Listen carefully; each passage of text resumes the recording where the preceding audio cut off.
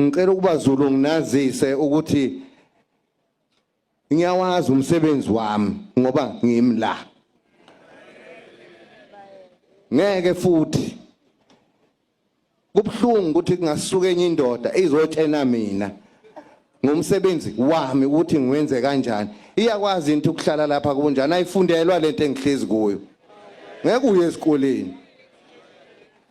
Ngizovikela amasiko nesizwe nomhlabathi kaZulu nakhe ngikuzele nokuthi ngivikele lesi sizwe nazi izinto engiyizele kulesi lapha emhlabeni mina. Ngizongena lapha ke bayekeni abahlasela umhlanga ngeindlela zabo eziningi sizobabona labo. Asizona iphukuphuku siyababuka nje hayi ngoba singaboni siyabuka siyabona sithule sisababuka ukuthi benzani. Okwesibili weyintatheli angizile ukuzoyincengela mhlawumbe yini. Cha ngiyacela makuza emasikweni alesi sizwe khohlwa ngiyovikela lesi sizwe anginandaba ukuthi ubani mina.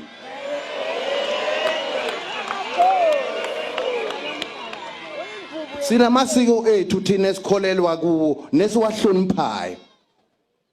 Niyangizwa abantu bama TV yini ama WhatsApp yini leyana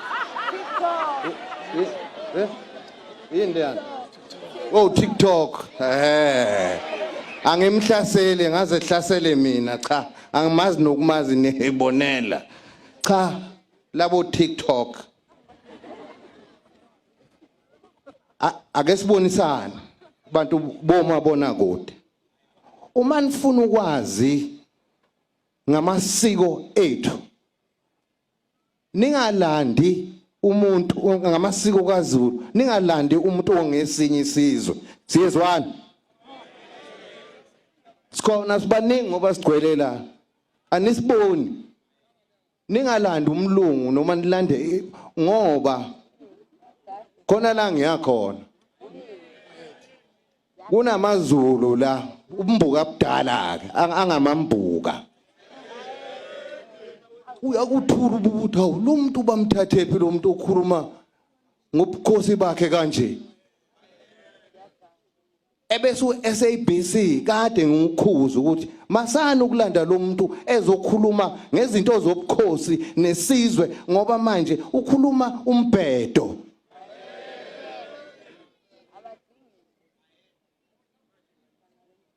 Akalaleli ku SABC angazi noma abangizwanga nibezwe kodwa ningabalaleli. Angifuni ukucasuka ngoba izulu lingashintsha manje mina.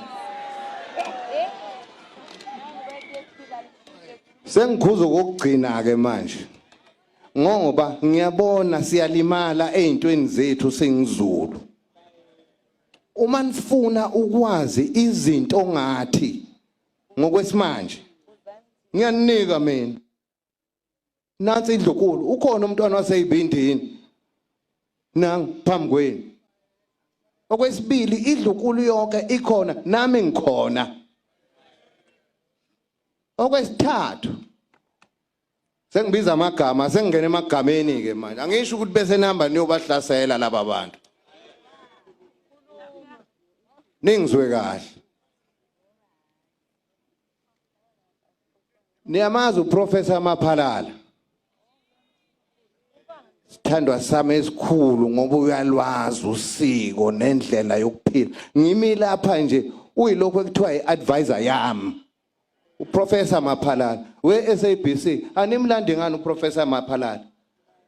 Animlandi ngani uProfessor lokungani? uProfessor lo ngubani eUKZN?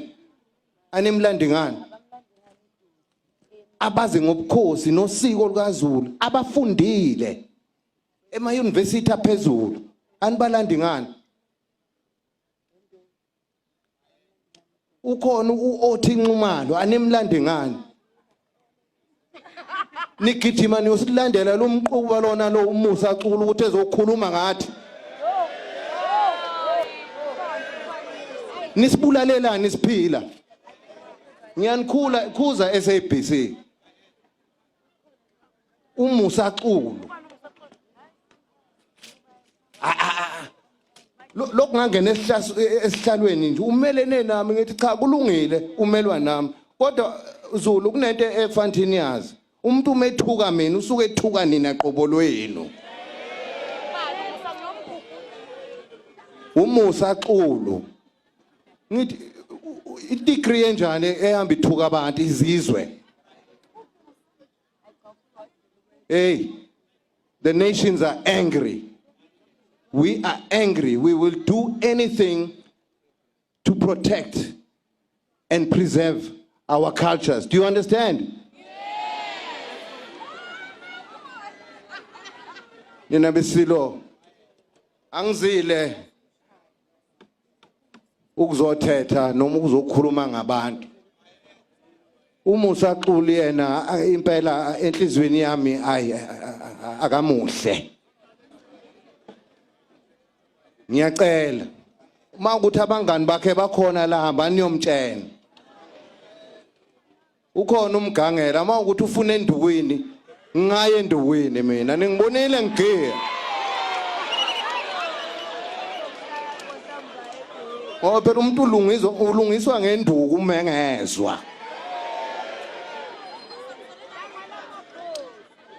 sazi lokho thina kwaZulu sibadala singaka nje siyaphila siqondile siyahlonipha yini sashaywa ingane engashayi edelela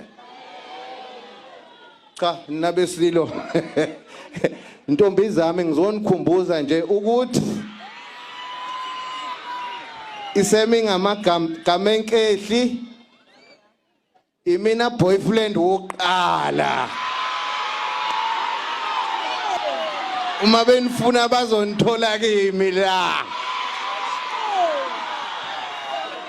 kumele lokho ke naze nabahle ngiyanithanda niyezwa umcimbi wenu lo dlalani ke ngiyathokoza kakhulu uZulu omnyama inkosi enibusise.